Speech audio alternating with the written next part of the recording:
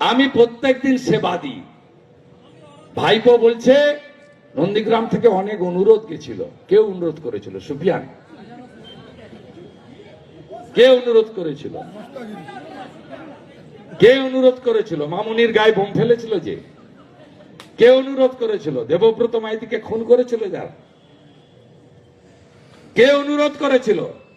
Schedule caste মহিলার অথিবালা 65 বছর, তাকে খুন করেছে যারা, যারা টাউন ক্লাবে পেট্রোল বোম মারতে এসেছিল তারা, তাদের অনুরোধ করেছেন তিনি সেবাশ্রয় করবেন। আমি আমার হিন্দু জনগণকে বলছি,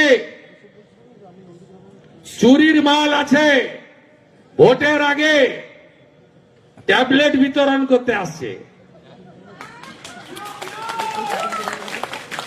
ট্যাবলেট খাবেন না। আমি তো কম বেশি ডেলি সেবা দিই। এরা চায় হিন্দু জনসংখ্যা কমে যাক নন্দীগ্রামে, যাতে হিন্দুরা বাংলাদেশের মতো মাইনর হয়ে যাক। কে জানে না যে এই ট্যাবলেট গুলোর মধ্যে জন্ম নিয়ন্ত্রণের ট্যাবলেট ঢোকানো আছে। খুব সাবধান, খুব সাবধান। বিশেষ করে আমার সনাতনী হিন্দুদেরকে বলবো, ছুঁচ ফুটাবেন না, এদের কাছে ব্লাড দিবেন না। কত ব্লাড টেস্ট করতে হবে আমাকে জানান।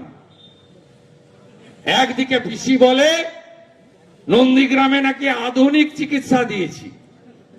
এই হসপিটালে চিকিৎসা পাওয়া যায়? Referred referred referred referred. আসো আর যাও, অ্যাম্বুলেন্সের ভাড়া মেটাও, তাই তো? কোন হেলথ সেন্টার মহেশপুর থেকে শুরু করে কোথাও ডাক্তার আছে, ওষুধ আছে?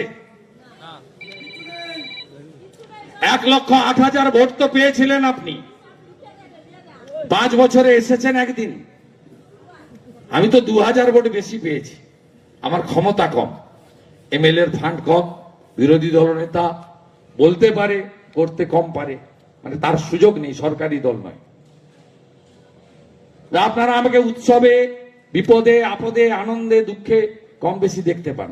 গোটা রাজ্য ঘুরে বেড়াই, তার সঙ্গে আমার মন্দির, আমার ভদ্রাসন নন্দীগ্রামেও আমি আসি, চেষ্টা করি। 3টে অফিস খুলে রেখেছি, যতটুকু পারি পরিষেবা দেওয়ার চেষ্টা করি। আপদে বিপদে দাঁড়াই, মেসেজ পাঠাই।